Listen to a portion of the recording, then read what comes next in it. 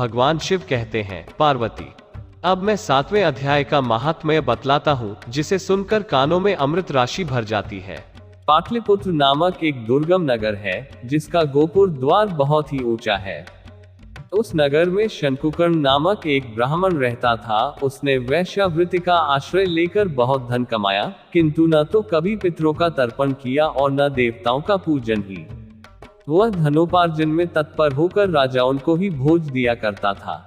एक समय की बात है, उस ब्राह्मण ने अपना चौथा विवाह करने के लिए पुत्रों और बंधुओं के साथ यात्रा की। मार्ग में आधी रात के समय जब वह सो रहा था, एक सर्प ने कहीं से आकर उसकी बाह में काट लिया। उसके काटते ही ऐसी अवस्था हो गई कि मणि, मंत्र और औषधि आदि से भी उसके शरीर की रक्षा असाध्य जान पड़ी। तत्पश्चात कुछ ही क्षणों में उसके प्राण पखेरु उड़ गए। फिर बहुत समय बाद वो प्रेत सर्प योनि में उत्पन्न हुआ। उसका चित्त धन की वासना में बंधा था। उसने पूर्व वृतांत को स्मरण करके सोचा, मैंने जो घर के बाहर करोड़ों की संख्या में अपना धन गाड़ रखा है, उससे इन पुत्रों को वंचित करके स्वयं ही उसकी रक्षा करूंगा।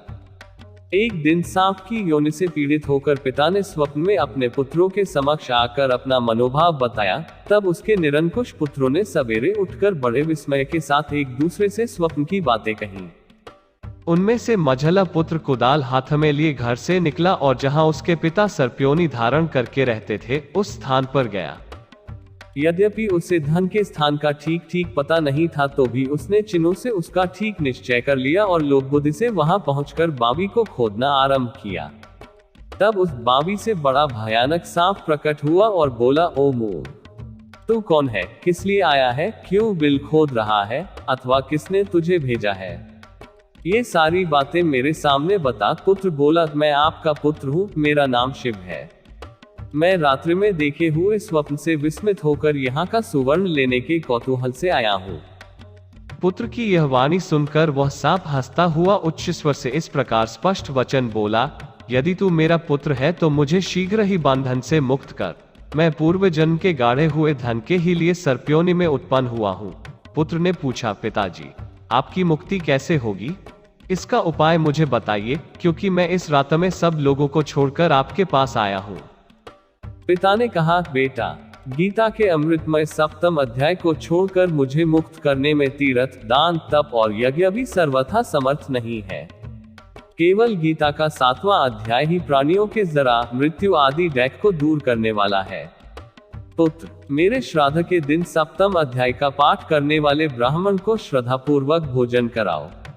इससे निस्संदेह मेरी मुक्ति हो जाएगी।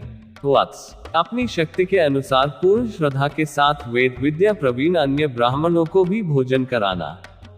सर्पयोनि में पड़े हुए पिता की ये वचन सुनकर सभी पुत्रों ने उसकी आज्ञा के अनुसार तथा उससे भी अधिक किया। तब शंकुकर्ण ने अपने सर्प शरीर को त्याग कर दिव्य देह धारण किया और सारा धन पुत्रों के अधीन कर दिया। पिता ने करोड़ों की संख्या में जो धन बांट कर दिया था, उससे वे सदाचारी पुत्र बहुत प्रसन्न हुए।